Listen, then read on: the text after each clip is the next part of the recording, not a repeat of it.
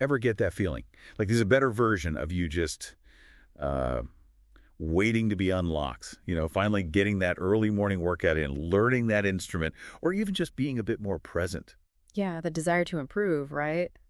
Pretty universal, I'd say. Absolutely. So that's why today we're doing a deep dive into a book that's become, well, a sort of go-to guide for a lot of folks on that journey. Yeah. James Clear's Atomic Habits. Oh, yeah. This one's been huge EE. Top of the New York Times bestseller list. And I mean, the Amazon reviews are through the roof, like well over 100,000 last I checked, with a seriously impressive average rating. Right. So clearly it's resonating with a lot of people. And as always, we're here to really dig into it, unpack those core principles of Atomic Habits, see how that system it lays out actually works for making real lasting changes, and, maybe take a look at some of the, and I guess you could say the counterpoints too. Totally get the full picture, right? Exactly. So we've got summaries of the book itself, a really neat cheat sheet that breaks down the main ideas, and even a personal review that offers a bit of a different take. So yeah, like you said, the goal is to come away with a solid understanding of what this book's all about, the good and the, well, maybe not so good. Exactly. For Yeah. you, the listener, right? So should we jump right in? Let's do it. Okay, so Atomic Habits, it all starts with this idea, well, it's kind of mind-blowing actually, that tiny changes can lead to some pretty significant results over time. Right, those atomic habits, the small, almost unnoticeable daily improvements, the ones that don't feel like much in the moment. Like those 1% improvements. Right? Yeah. And the book uses this crazy statistic. It says if you can get just 1% better each day for a year, you end up like 37 times better by the end of it. 37 times. That's a lot. It is, and it works the other way too. If you get 1% worse each day, you're, well, practically back to zero. It's that compound effect, that snowball rolling downhill. I mean, it makes sense when you think about it, right? But our brains don't always work that way. We like to see those big instant results. Exactly.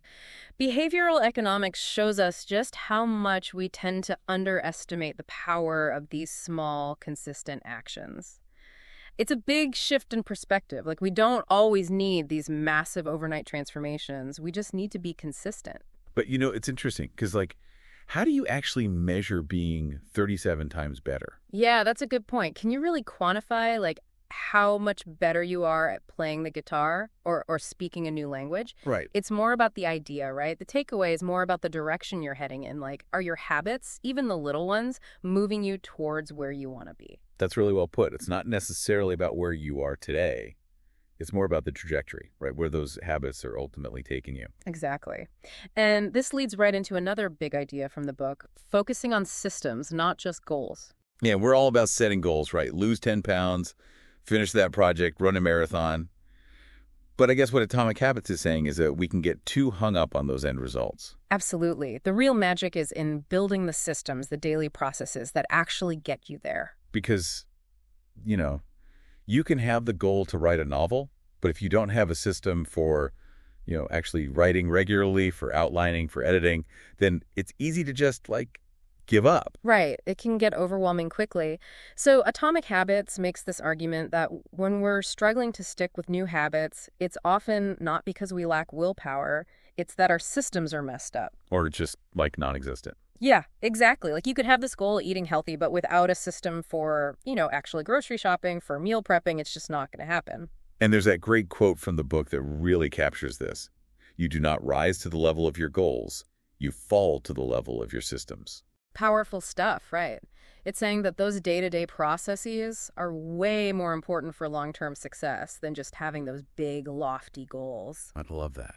So we've got these tiny changes, we've got systems, instead of just focusing on goals. And then Atomic Habits takes it even deeper. Yeah. It talks about building habits that are actually rooted in your identity. Right. It's not just about doing the thing, it's about becoming the kind of person who just naturally does the thing. So it's less about, I'm trying to run 3 times a week, and more about, I am a runner. Yeah, exactly. It's about embodying that identity. And the book argues that that's how habits become truly ingrained, part of who you are. But how do you actually change your identity? Isn't that pretty deep stuff? It is. It all starts with our behaviors. Even if we don't realize it, they're reflecting our current identity, those beliefs we hold about ourselves. So if you're constantly hitting snooze, maybe deep down you think of yourself as someone who's just, not a morning person. And that, of course, reinforces the habit, right? You're just proving yourself right. Exactly. So to shift that, Atomic Habits lays out a two-step process. First, you got to decide, like really clearly define the kind of person you want to be. Okay, define the aspiration. I like it. Right. So in terms of health, do you want to be someone who's just naturally healthy and energetic? In your creative work, are you a consistent, productive creator? And then step 2 is all about proving it to yourself with those small wins. Ah, so those tiny actions are like evidence for that new identity you're building. Exactly. It's not about just declaring it. It emerges from those habits. Every action is like a vote for that person you want to become. So choosing the fruit salad instead of the chocolate cake, it's not just a healthy choice. It's a vote for a healthy eater you. And those votes add up over time. It really does become a self-fulfilling prophecy, right? Like you start living the identity you're aiming for. Absolutely. And then the book gives you this super practical framework, the 4 laws of behavior change. This is like the how-to guide for building and breaking habits. Okay, let's hear it. So it all revolves around these 4 elements: cue, craving response, and reward.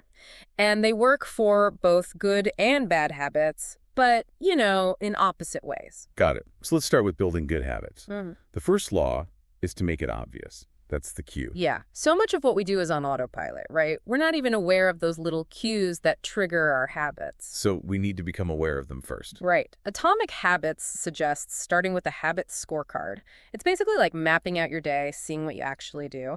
And then for building new habits, you can use these things called implementation intentions. Okay, so what are those exactly? It's being really specific about when and where you'll do the new habit. So instead of saying, I'll exercise more, you'd say, I will do this specific exercise at this time in this place. No more vague intentions, right? Get super specific. Exactly. And then there's habit stacking, which our reviewer actually loved. Yeah, I like that one too.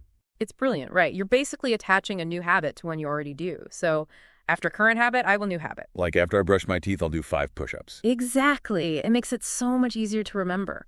And of course, you got to design your environment to make those cues obvious. Want to read more? Leave books out where you'll see them. Want to drink more water? Keep a water bottle in sight. Make it easy to start. Okay, that's the cue. What about the craving? The second law for building good habits? Make it attractive. Yeah, you got to make those habits you want appealing. And one way to do that is with temptation bundling. I heard of that. Isn't that where you pair something you want to do with something you need to do? Exactly. Like only letting yourself listen to your favorite podcast while you're exercising. Oh, I do that. It works. Stick to classic example. It makes that need-to-do thing more fun.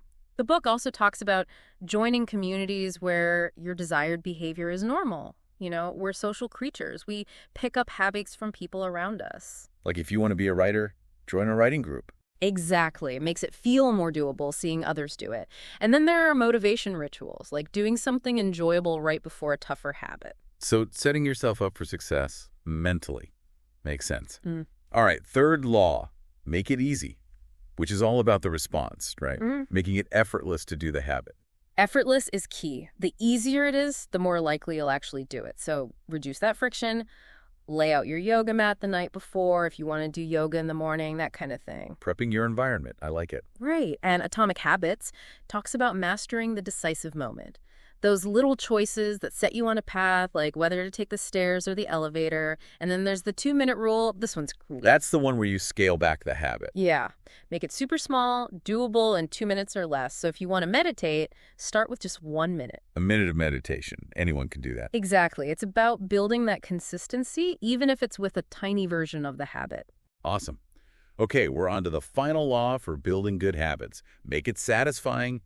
This is all about the reward, right? Yep. This is how you reinforce those good habits. And the key is immediate gratification. Our brains are wired to seek pleasure, avoid pain.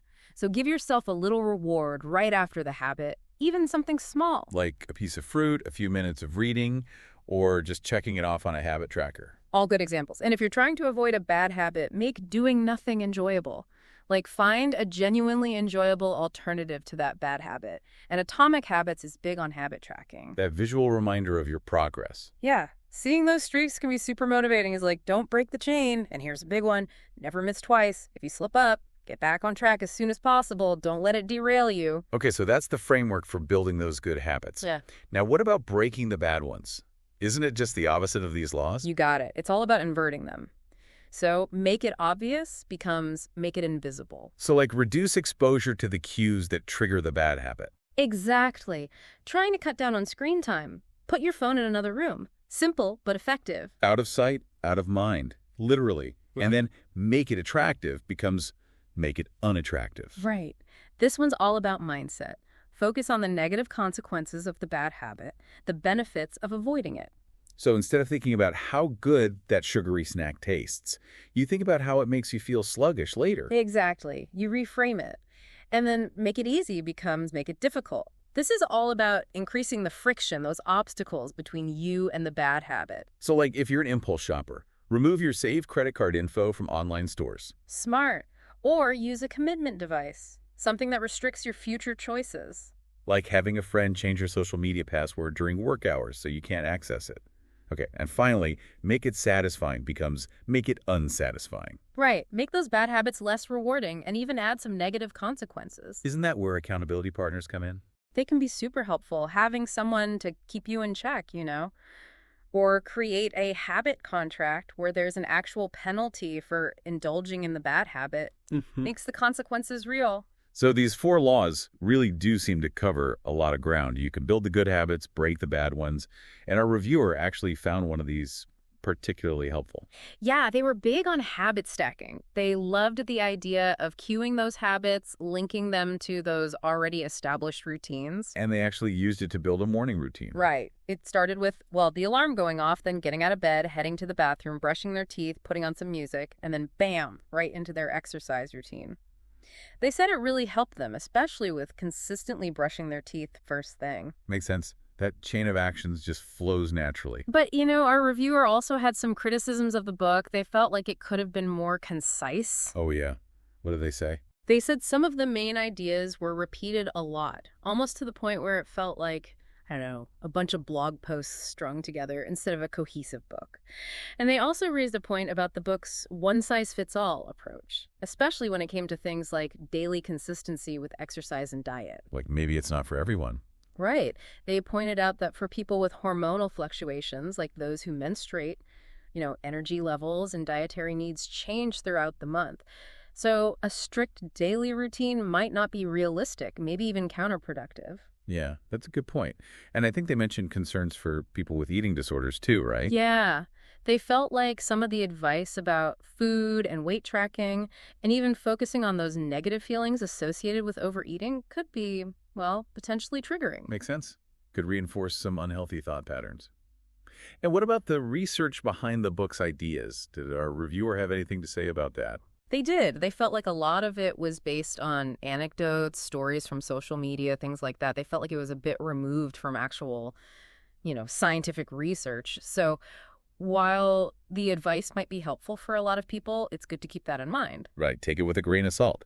And they also felt like even though the 4 laws are presented as this new framework, the underlying principles themselves aren't necessarily, groundbreaking. Like the idea of starting small and making things easy, it's been around. Yeah, they felt like it wasn't necessarily revolutionary, just presented in a new way. But, despite all that, Atomic Habits is clearly popular, and there are some great quotes in there that really stick with you. Oh, yeah. I've heard a few.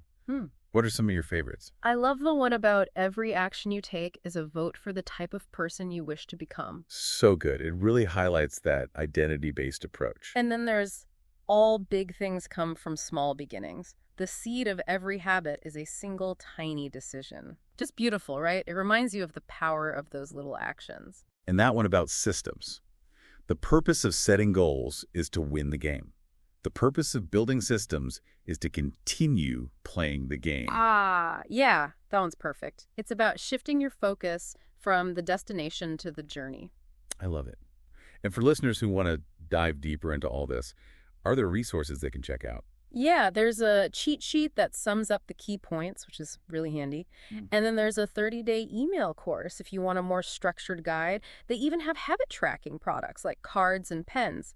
Those little things can make a difference. It's all about those little things, right? Yeah. So to wrap up our deep dive, Atomic Habits gives you this framework for building better habits. It's all about those small improvements, focusing on systems, not just goals, and of course those 4 laws of behavior change. Make it obvious, attractive, easy, and satisfying. Right. But it's important to remember what we talked about with our reviewer, too. The book's approach might not be for everyone, and, some of the evidence isn't necessarily from, like, super rigorous scientific research. So take what resonates, leave what doesn't. And at the end of the day, it's up to each listener to decide how this all fits into their own journey of, becoming a better version of themselves. Exactly. And that brings us to a final thought for you. Think about just one tiny atomic habit you could implement today. Something so small it almost feels insignificant. And how could you create a little system to support that one tiny change? Because it's often those small, consistent steps that lead to the biggest transformations. Tiny changes, big results. That's the power of atomic habits. And that's a wrap for this deep dive. Until next time.